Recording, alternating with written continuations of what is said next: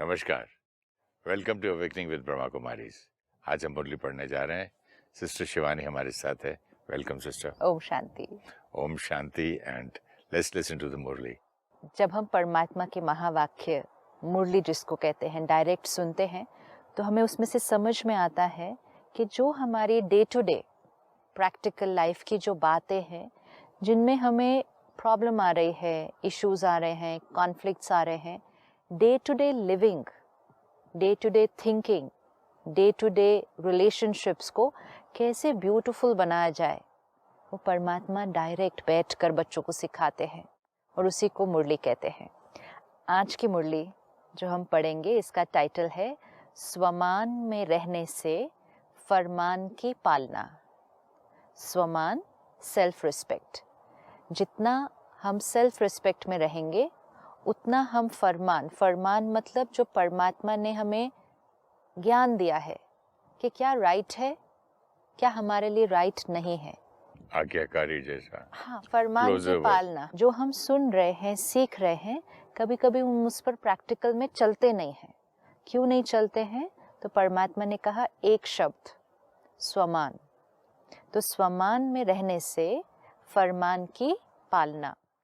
स्वमान और फरमान दोनों में रहने और चलने के अपने को हिम्मतवान समझते हो। स्वमान में भी सदा स्थित रहें और साथ साथ फरमान पर भी चलते रहें। इन दोनों बातों में अपने को ठीक समझते हो।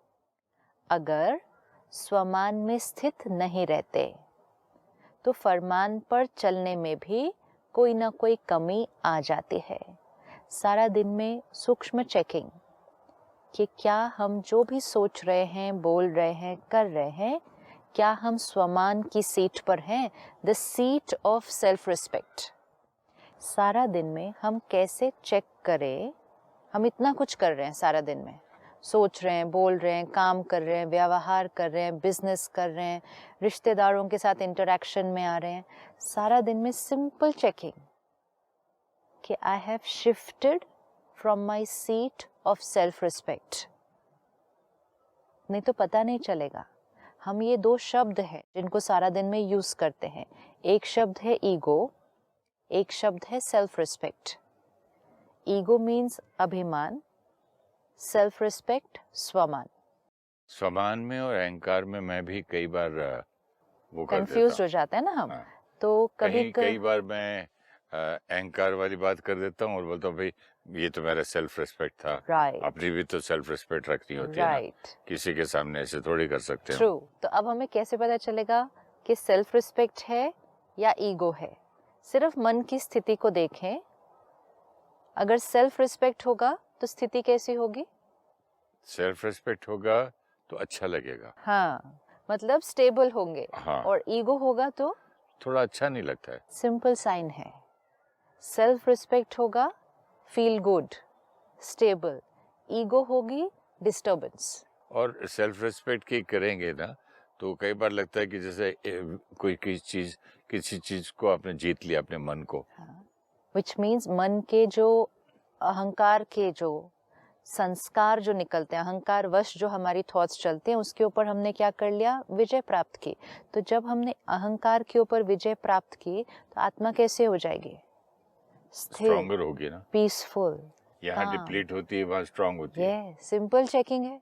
यहाँ डिप्लीट होती है, वहाँ स्ट्रॉन्ग होती है। यहाँ स्टेबल होती है, वहाँ डिस्टर्ब्ड होती है।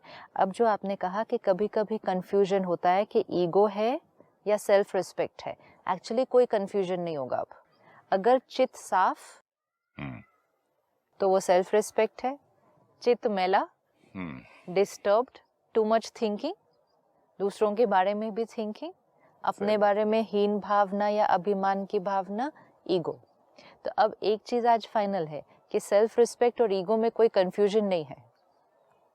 कई बार कहते सेल्फ रिस्पेक्ट और ईगो में थिन लाइन है, एक्चुअली थिन लाइन नहीं है, जमीन आसमान का फर्क। Very good. सेल्फ रिस्पेक्ट और ईगो तो बिल्कुल टू ऑपोजिट पोल्स है। एक कंप्लीट स्टेबिलिटी है, एक कंप्लीट डिस्टर्बेंस है।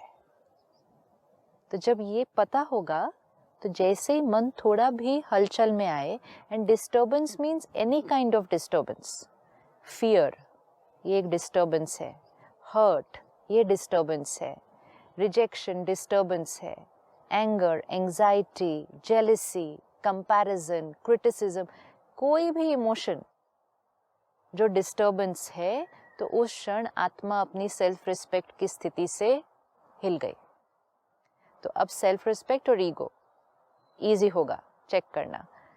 तो बाबा, परमात्मा को हम प्यार से शिव बाबा कहते हैं, तो बाबा कहते हैं अगर स्वमान में स्थित नहीं रहते तो फरमान में चलने में भी कोई ना कोई कमी आ जाती है। कहाँ कहाँ सर्विस करते करते, मतलब जो भी हम सेवा कर रहे हैं, काम कर रहे हैं, वह अपने पुरुषार्थ में चलते चलते सेल्फ ट्रांसफॉर्मेशन में छोटी सी एक शब्द की गलती कर देते हैं, जिससे फिर सारी गलतियां हो जाती हैं। एक गलती से सारी गलतियां हो जाती हैं। सर्व गलतियों का बीज मैं, एक शब्द की कमजोरी है। वो कौन सा शब्द है? स्वमान से स्व शब्द निकाल देते हैं। मैं, स्वमान, मान। हाँ, स्वमान से अगर स्व शब्द निकाला तो क्या बचा? स्वमान किससे मिलेगा? When I, the soul, respect myself, स्वमान। अगर मैंने स्व हटा दिया, मुझे रिस्पेक्ट चाहिए, तो किससे मांगूंगी रिस्पेक्ट? औरों से। औरों से, एक शब्द की गलती से। अच्छा, ये शब्द स्व है। ये शब्द स्व है। अच्छा, तो स्व हटा के लोगों से भीख मांगते फिर रहे कि मेरी इज्जत कर लो। एग्जैक्टली। कुर्सी भी नहीं पूछा, राइट, पानी भी नहीं पूछा, किसी के घर गए, नमस्ते तक नहीं किया। क्योंकि आत्मा को रिस्पेक्ट तो चाहिए। हाँ, उम्र में मैं बड़ा हूँ, मेरे पाँव तक नहीं छिया। जो आत्मा की ओरिजिनल क्वालिटीज हैं, पीस है, खुशी है, प्यार, ये तीन को भी अगर हम देखें तो ये तीन चीजें आत्मा को चाहिए। हमें भूल गया कि ये हमारी ओरिजिनल क्वालिटीज हैं, तो हम इनको कहाँ ढूंढने लगे? दूसरों में, बाहर में। शांति ढूंढना, किसी जगह पर जाना, खुशी ढूंढना तो कोई चीजों में या कोई अचीवमेंट में, प्यार ढूंढना तो लोगों से मांगना। इसी तरह रिस्पेक्ट भी आत्मा को चाहिए, लेकिन आत्मा स्वमान वर्ड को भूल गई, तो सिर्फ क्या वर्ड रह गया? मान। तो फिर मान हम औरों से मांगने लगे। फिर मान का भी सही मीनिंग नहीं पता था, तो हम मान किन चीजों में मांगने लगे? ये जैसे आपने कहा मेरा ये कर दो, मेरी इज्जत नहीं की, ये मान। अब जैसे ही हमने ये थॉट क्रिएट की कि मेरी इज्जत नहीं की, मैं आत्मा उस क्षण क्या हो जाऊंगी? जैसे आपने ये थॉट क्रिएट की, इन्होंने मेरी इज्जत नहीं की, तो आपकी स्थिति कैसी हो जाएगी? डिस्टर्ब हो जाएगी, फील करेंगे ना? डिस्टर्ब्ड हो जाएगी। सेल्फ रिस्पेक्ट मीन्स कि आपकी स्थिति किसी और पे डिपेंडेंट नहीं। और भी एक अच्छा वर्ड याद आया, समझ में आ रहा है मुझे, कि सेल्फ रेस्पेक्ट के लिए जब हम करते हैं तो we feel self respected. When we respect the self, हाँ, तो we feel self respect. Yes, you feel strong, feel nice, stable, absolutely. Self, हाँ, वहाँ डिप्लीट होता है, उसका ऑपोजिट होता है, एनर्जी ऐसे लो हो जाती है। जब हम आत्मा स्व को मान देकर कोई कर्म कर रहे हैं, तो हमारी स्थिति किसी और पे डिपेंडेंट नहीं है। लेकिन जब हम अभिमान में कर रहे हैं, तब हमारी स्थिति डिपेंडेंट, व्यक्ति और परिस्थिति पे डिपेंडेंट है। So when my mind gets disturbed because of anything और anyone, that is ego. And when my mind is stable irrespective of anything or anyone, that is self-respect. Self-respect means I, the soul, am not dependent on anything or anyone for how I feel. This is respecting the self. तो बाबा ने कहा स्वमान से स्व शब्द निकाल देते हैं, स्वमान को भूल जाते हैं, मान में आने से फरमान भूल जाते हैं।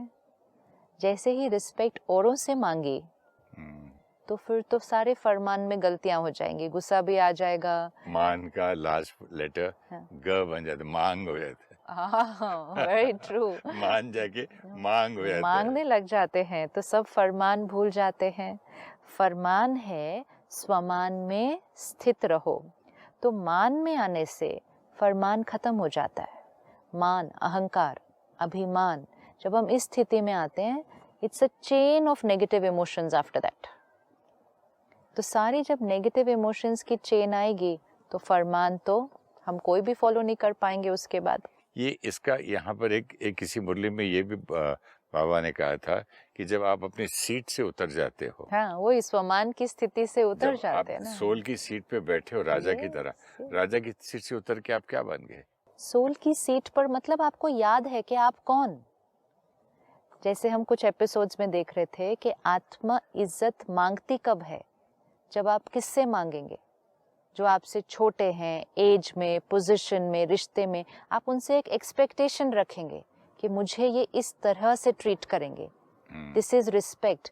लेकिन मैं आत्मा हूँ, ये उस टाइम याद नहीं है। उस टाइम मैं कौन हूँ? मैं फलाना हूँ, मैं सुरेश ओबरॉय फिल्म एक्टर आया और आपने मुझे पहचाना तक नहीं। तो सीट से उतर गए ना। उस टाइम मैं आत्मा हूँ तो याद नहीं है। और जैसे ही सीट से उतरे, ईगो मतलब कुछ और, मैं आत्मा हूँ ये भूल गया, तो फिर लाइन ऑफ एक्सपेक्टेशंस। अपने लेबल जो लगाए हुए हैं हमने, फलाना फलाना, डॉक्टर स्वयंसो, या मतलब मिनिस्टर स्वयंसो, जनरल स्वयंसो, जो भी है, वो उसकी सीट पे बैठे रहना आसान है। टू रिमेम्बर हमेशा कि मैं आई एम द सोल, वो जरा मुश्किल है। प्रैक्टिस है, मुश्किल नहीं है। प्रैक्टिस है, अटेंशन है। कितने जन्मों से नहीं की ना ये वाली प्रैक्टिस। कोई बात नहीं, आज तक तो यही किया था ना, नाम नाम नाम। लेकिन उसका रिजल्ट भी फिर कुछ दिख रहा है बन ना। के दिखाना है, वो भी जगत इम्पोर्टेंट को भी है, दिखाना है। वो अच्छा है। कुछ बनना, कुछ करना, अचीव करना, अपने रोल में एक्सेल करना। हाँ, रोल एक्सेल करने के बाद I am so and so वाला ज्यादा इजी है याद रखने में। अपने रोल में एक्सेल करना, लेकिन उसको आई एम दिस नहीं। आई एम अ सोल, वो मेरा रोल है। But I have achieved something, तो I am so and so ना।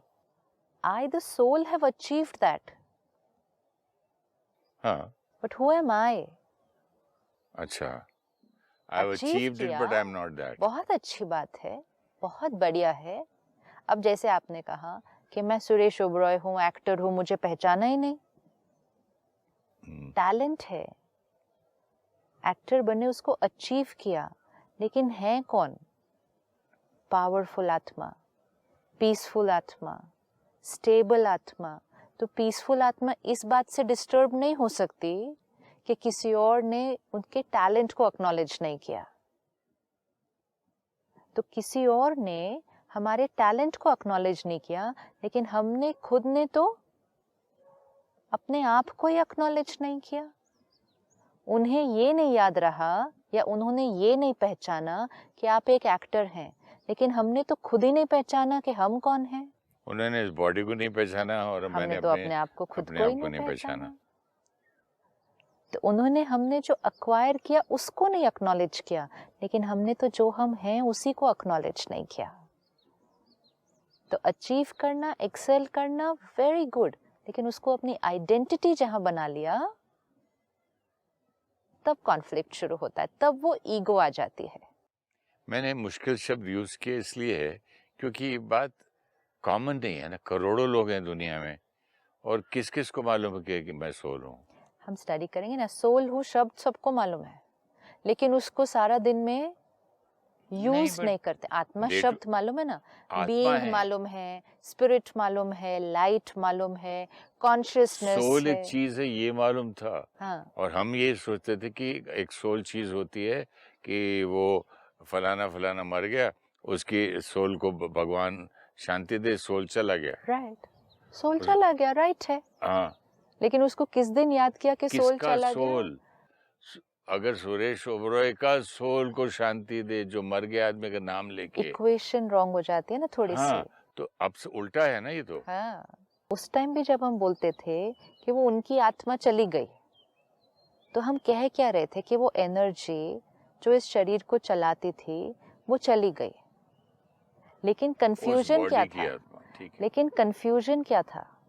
ये हम सोचते थे ये वो थे, वो इनकी एनर्जी थे, लेकिन ट्रुथ क्या है? वो एनर्जी मैं हूँ, ये सब कुछ मेरा है. So ego is what? Ego is attachment to a wrong image of myself. True image, I the being, I the pure soul, acquired everything. लेकिन जो acquire किया उसको कभी भी I अगर कह दिया तो disturbance है, क्योंकि जब भी जो acquire किया उसको I कहा, फिर उसके साथ बहुत सारी expectations आई, फिर वो expectations पूरी नहीं हुई तो दर्द है. एंड मैं आत्मा हूँ और मुझे अपनी स्थिति में स्थित रहना है और स्व को मान देना है. दर्द क्यों है?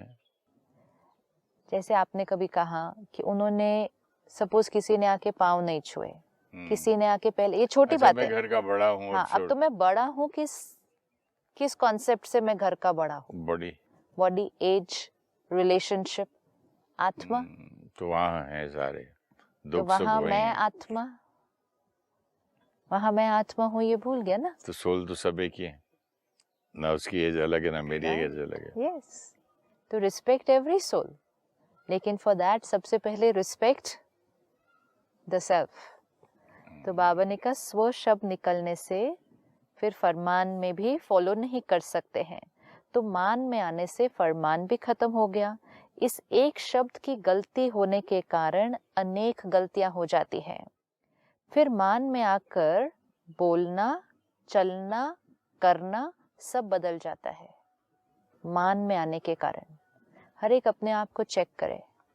जब हम ईगो वश बोलते, चलते, करते हैं, वो एनर्जी कंप्लीटली डिफरेंट होती है. फील होता है अपनी एनर्जी कि जब हम सोल कॉन्शियस हैं, स्टेबल हैं, हमारा बोलना, चलना, करना कैसा है, और ईगो है तो हमारा बोलना, चलना कैसा है. फर्क पड़ जाएगा सारी चीज. बहुत फर्क पड़ता है ना. देखो इसमें इतनी नम्रता, इसमें इतनी एक गॉडली फीलिंग है इसमें. प्योरिटी है ना इसमें. हाँ, द राइट वर्ड इज एक प्योरिटी फीलिंग है. हल्कापन महसूस होता है, नम्रता महसूस होती है. आपको भी अच्छा लगता है, सुनने वाले को भी अच्छा लगता है, मिलके भी अच्छा लगता है, मिलने वाले को भी अच्छा लगता है. वहाँ अहंकार जरा वन साइडेड रहता है. वो जल्दी जल्दी अगला आदमी इतना कंफर्टेबल भी नहीं रहता है. और यहाँ आप भी कंफर्टेबल, अगला भी कंफर्टेबल. सिंपल है. So we know all the answers. Now it's all about कि हम सारा दिन में कितना ज्यादा समय धीरे धीरे उस स्थिति में स्थित रहें जो आपने कहा, खुद भी कंफर्टेबल, फिर दूसरा भी कंफर्टेबल. ऐसी स्थिति में आने के कारण जो पुरुषार्थ या सेवा करते हैं उसकी रिजल्ट ये निकलती है कि मेहनत ज्यादा और प्रत्यक्ष फल कम मिलता है. जितना हम ईगो की स्थिति में रहकर काम करेंगे तब मेहनत ज्यादा होगी, रिजल्ट कम मिलेगी. ईगो की स्थिति में मतलब स्ट्रेस है, टेंशन है, वरी है, एंजाइटी है, ये सब ईगो की स्थिति है. तो ये स्थिति में, ये स्टेट ऑफ माइंड में फियर है, इनसे, और ये भी है ना कि आई एम डूइंग इट. तो ईगो की स्थिति है ना. I have to do it. I have to do it before the others. I have to achieve more than the others. I am successful if I have more than other people. उल्टा भी होता है. I am the only person who is doing. Nobody else is doing. Yes. तो ये सारी चीजों में जब मन की स्थिति डिस्टर्ब होगी तो मेहनत ज्यादा, रिजल्ट कम होगी. और इसीलिए अगर आज हम देखें कि इतना कुछ अचीव करने के बाद, लोग इतना अचीव करने के बाद भी लाइफ में फिर भी कहते हैं अंदर कुछ खाली खाली है, खुशी नहीं है, शांति नहीं है, प्यार नहीं है. इतना अचीव करने के बाद तो क्योंकि मेहनत ज्यादा की लेकिन अंदर की स्थिति पर ध्यान नहीं रखा, तो अंदर की जो रिजल्ट मिलनी चाहिए, कंटेंटमेंट, हैप्पीनेस, उसकी कमी है. तो बाबा ने कहा मेहनत ज्यादा करते प्रत्यक्ष फल कम मिलता है. सफलता मूर्त जो बनना चाहिए, वेरी इंपॉर्टेंट वर्ड, सफलता मूर्त, एम्बॉडीमेंट ऑफ सक्सेस.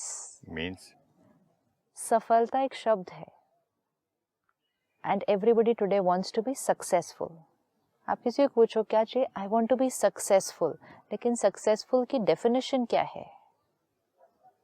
आज के हिसाब से डेफिनेशन सक्सेसफुल की क्या हुई? सिर्फ खूब कमाया, अचीवमेंट पे, अचीवमेंट पे। वो लेकिन अचीवमेंट भी कम कहाँ होती, एमएलए बना, बाद में फलाना बना, हाँ, तो फिर अचीवमेंट, मिनिस्टर बना, राइट। लेकिन अभी तक वो अंत नहीं है ना उसका। फिर लेकिन आत्मा को सक्सेसफुल कब कहेंगे?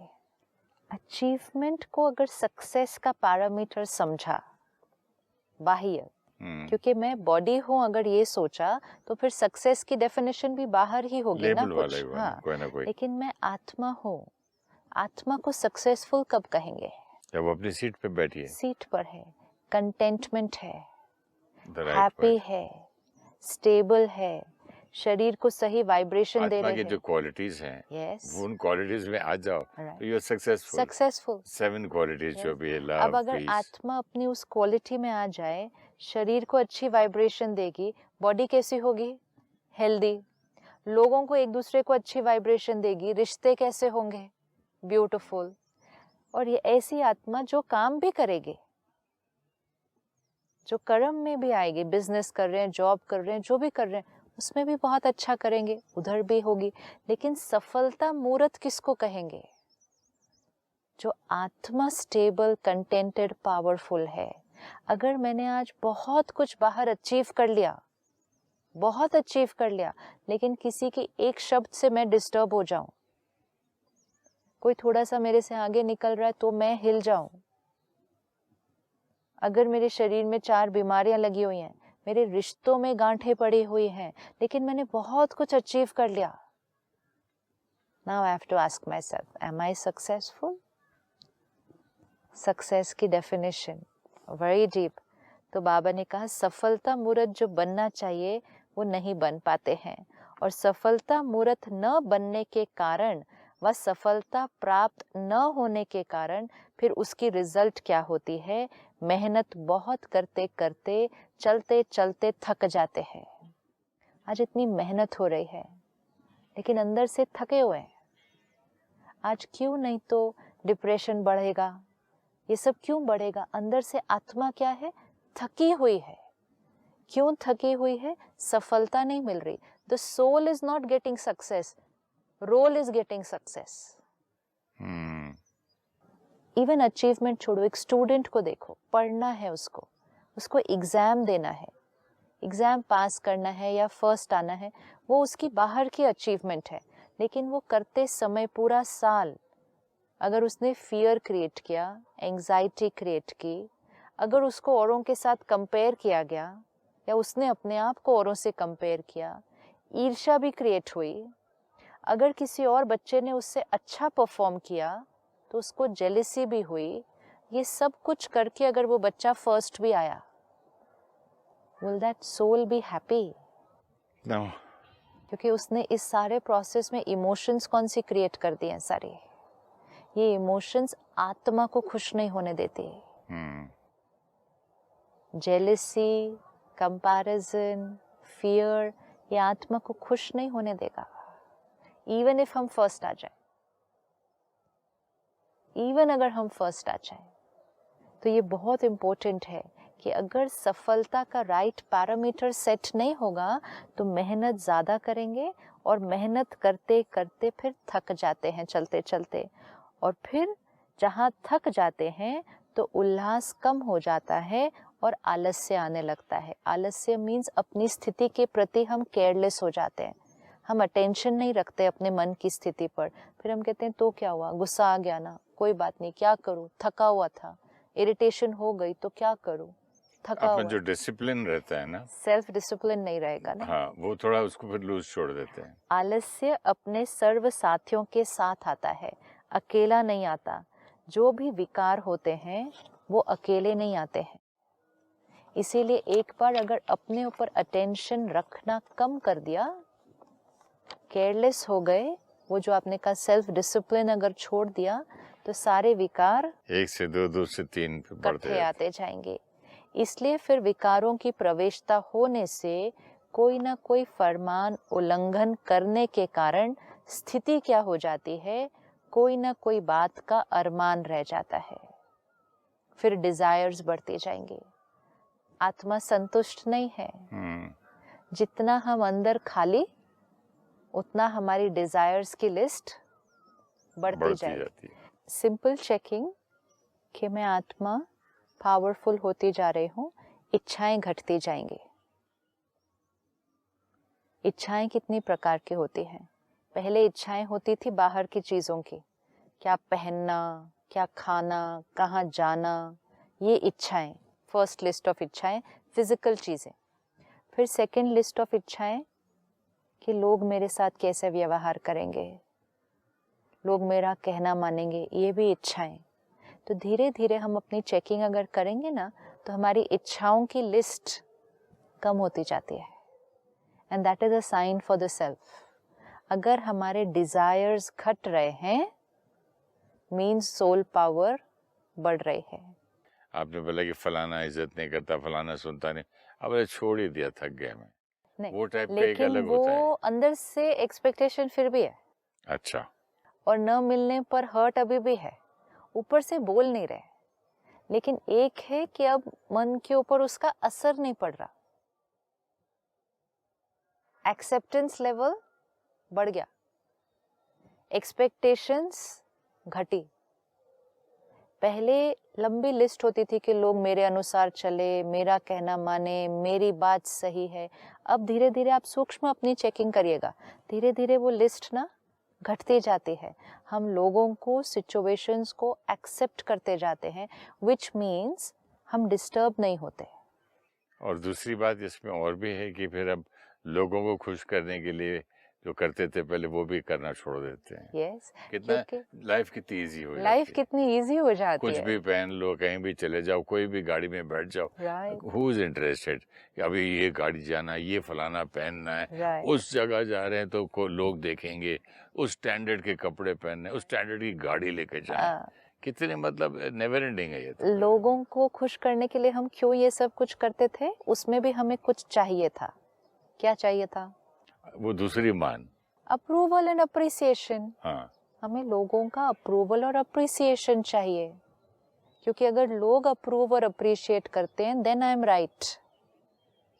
आज अगर हम देखें, इतनी सारी चीजें, कपड़े पहनने के तरीके, खान पान के तरीके, हम अगर सिर्फ अपनी ही कंट्री के अंदर देखें, कितनी चीजों में हमने कितना शिफ्ट लाया है, और हम कितनी चीजें कर रहे हैं which we don't even pause and check, is this right for me? We are only doing it because everyone is doing it. सही बात। सब लोग ये कर रहे हैं, सब लोग ऐसे कपड़े पहन रहे हैं, सब लोग ऐसे तैयार होते हैं, सब लोग ऐसे कर रहे हैं, इसलिए हम कर रहे हैं। और अगर हमने नहीं किया जो सब लोग कर रहे हैं, तो फिर हमें लोगों का अप्रूवल नहीं मिलेगा। तो लोगों के अप्रूवल की भी इच्छा, उस इच्छा की वजह से हम बहुत सारे कर्म करते हैं, without pausing to check whether it's right और रॉन्ग। और इसीलिए बाबा ने कहा, जहाँ विकारों की प्रवेशता आएगी, फरमान का उल्लंघन होगा, तो कोई ना कोई बात का अरमान रह जाएगा, डिजायर्स की लंबी लिस्ट रह जाएगी फिर। We have to continue in the next episode, sister. Thank you so much. Thank you, Om Shanti. Om Shanti. Thank you.